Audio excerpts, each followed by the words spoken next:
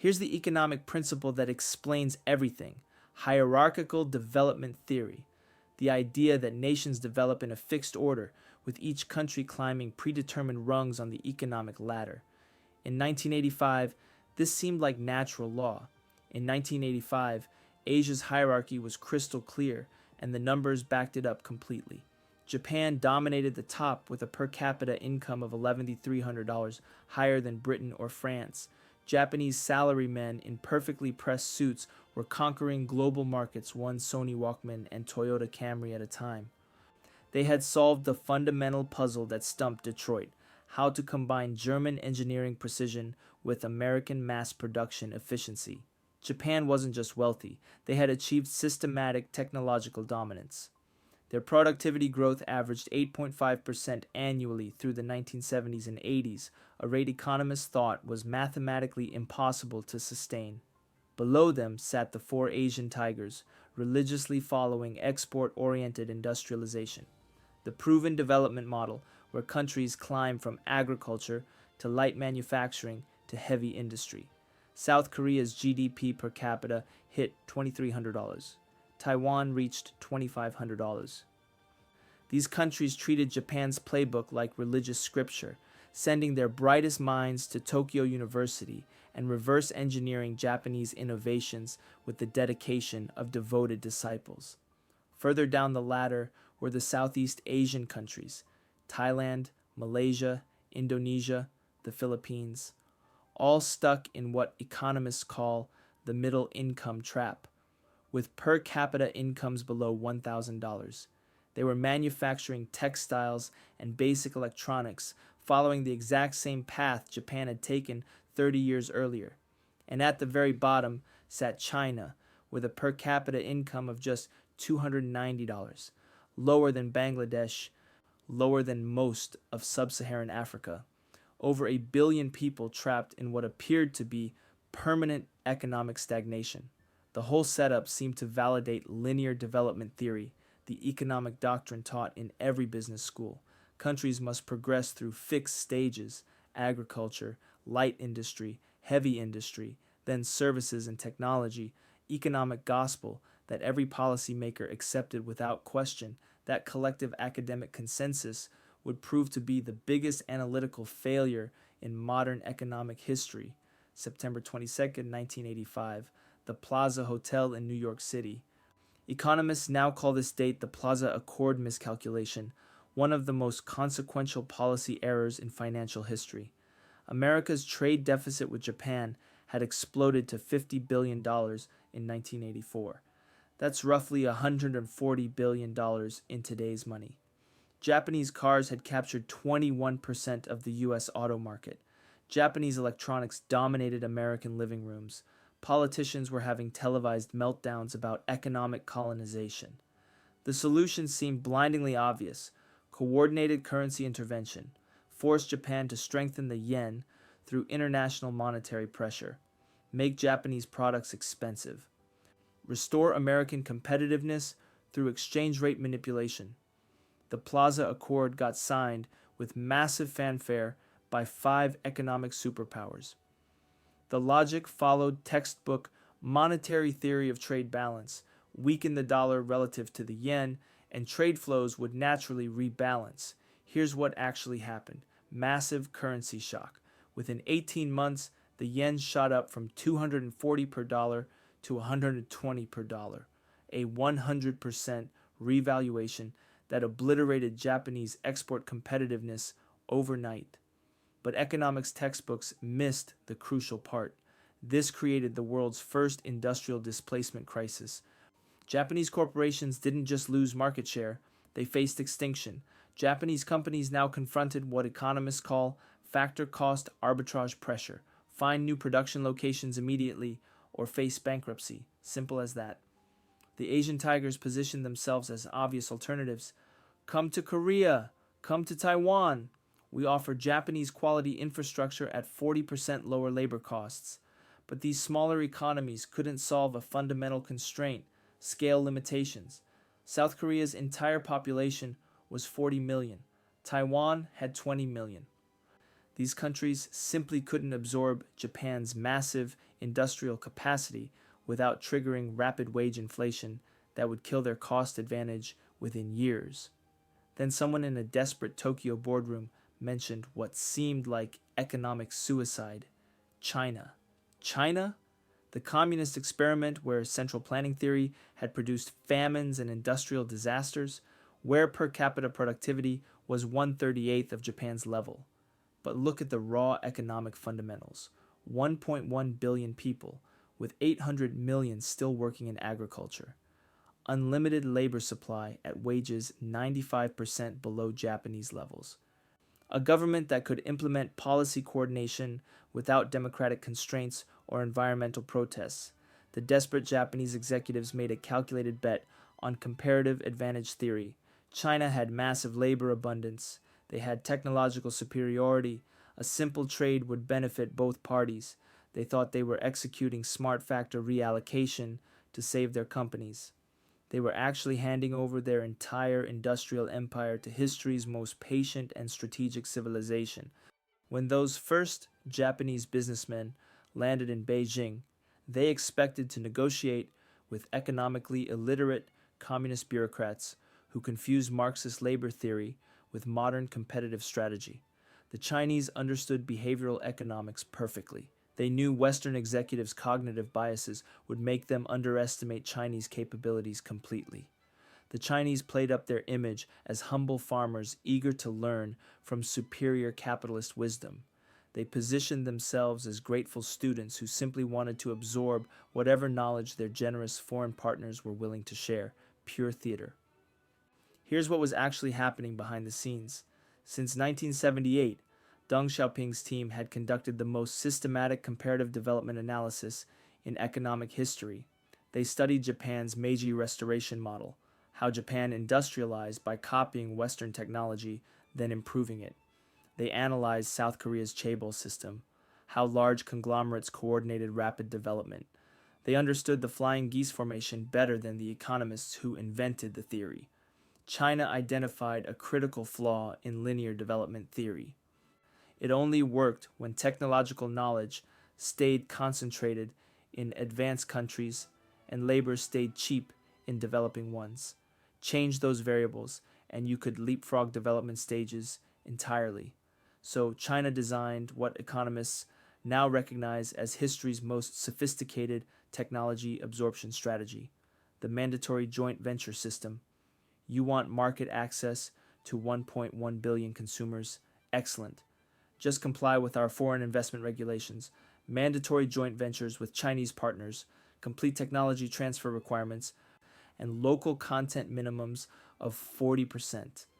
Western executives interpreted this as standard emerging market entry barriers. Every developing country demanded technology transfer, right? It seemed like reasonable market access pricing. Wrong. This was systematic industrial knowledge transfer, the largest technology acquisition program in economic history. Completely legal because corporations were volunteering the information. Every foreign factory became an intensive manufacturing university, where Chinese engineers earned advanced degrees in production techniques that had taken Western companies generations to develop. Every joint venture became a reverse engineering laboratory, where Chinese partners systematically deconstructed and improved upon foreign innovations. The genius lay in the economic incentive structure. Foreigners were paying China to steal their own technology. Companies focused so intensely on short-term labor cost arbitrage that they ignored the long-term strategic cost of creating their own competitors, the currency manipulation framework. While other countries followed orthodox floating exchange rate theory, letting their currencies strengthen as their economies developed, China implemented managed currency depreciation. This violated basic purchasing power parity principles. Chinese goods became so underpriced that they didn't just compete with other countries, they created market destruction events across entire industries. Malaysian textiles got eliminated by price differentials of 40-60%. Thai electronics assembly got destroyed by cost advantages that defied mathematical modeling. Even South Korea's shipbuilding industry, their crown jewel, faced Chinese competitors bidding 30% below break-even costs. This wasn't competitive advantage, as economists understood it. This was economic warfare disguised as development policy. By the late 1990s, something magnificent was unfolding.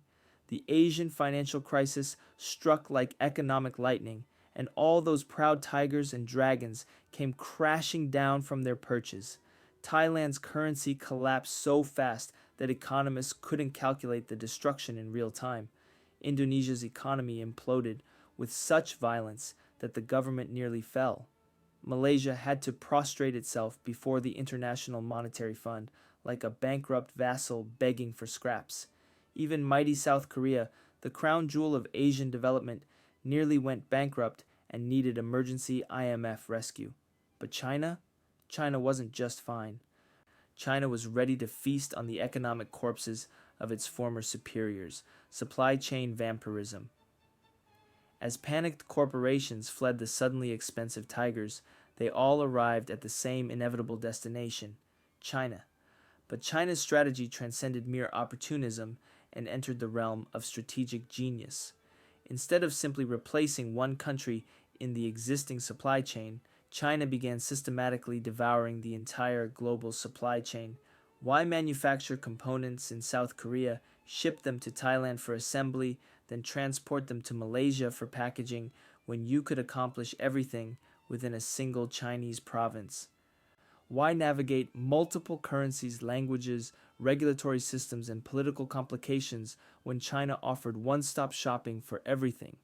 Guangdong province became larger economically than most entire countries.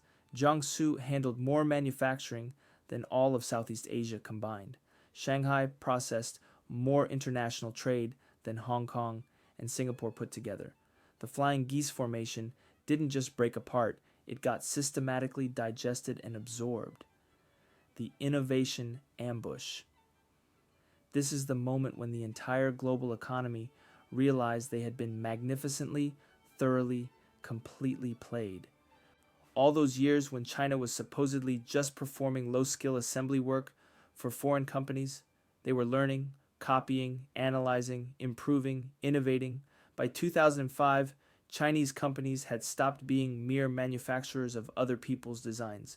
They were creating their own designs, better designs, cheaper designs, designs that made the original inventors look like amateur hobbyists. Huawei evolved from copying Cisco routers in dingy factories to manufacturing 5G equipment so advanced that Cisco's engineers study it for inspiration. BYD transformed from producing knockoff batteries to building electric vehicles that make Tesla executives wake up in cold sweats. Alibaba went from imitating eBay to creating e-commerce platforms that make Amazon's infrastructure look antiquated. The student had become the grandmaster. Fast forward to today and witness the most spectacular reversal of economic fortune in human history. Japan, the former emperor of Asia, has become economically dependent on China like a vassal state. Japanese corporations grovel for access to Chinese markets like courtiers seeking royal favor. Toyota manufactures more vehicles in China than in Japan itself. Nintendo's gaming empire runs on Chinese manufacturing. Even Japan's cultural exports, their precious anime and manga, increasingly depend on Chinese streaming platforms and Chinese financing for profitability. The mighty yen that was supposed to protect Japanese supremacy, it's now so pathetically weak that Chinese tourists buy entire Tokyo neighborhoods like they're shopping at discount outlet malls. South Korea tells the same story. Samsung and LG executives lie awake at night terrified that China might cut off their supply chains or flood global markets with superior alternatives. Their entire economy depends on selling memory chips and smartphone components to Chinese manufacturers who could replace them at any moment. Even K-pop and Korean dramas, their greatest cultural soft power exports, depend on Chinese markets for profitability. They've become cultural and economic vassals. Taiwan produces the world's most advanced semiconductors through TSMC, but their largest customer is mainland China. They're perpetually one political tantrum away from complete irrelevance. The Southeast Asian tigers, Thailand, Malaysia, Indonesia, Philippines, aren't even playing in the same league anymore. they desperately compete for Belt and Road Initiative scraps like medieval peasants fighting over table scraps from the Lord's feast.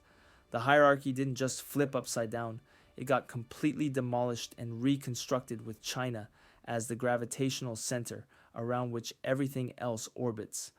What makes China's rise so absolutely terrifying for every other nation? This wasn't luck, coincidence, or historical accident. This was the most sophisticated, patient, and ruthlessly executed long-term strategy in human history. Patience as a superpower. While American CEOs obsessed over quarterly earnings reports and Japanese politicians worried about the next election cycle, Chinese leadership thought in terms of decades and centuries. They were willing to endure poverty, mockery, and international dismissal for 30 years if it meant achieving dominance for the next 300 years. That's apex predator level strategic thinking. Scale as an economic nuclear weapon. The other Asian countries made a fatal strategic error. They tried to develop within their natural geographic and demographic limitations. China looked at limitations and decided to become so economically massive that ignoring them became impossible. Want to sell automobiles globally?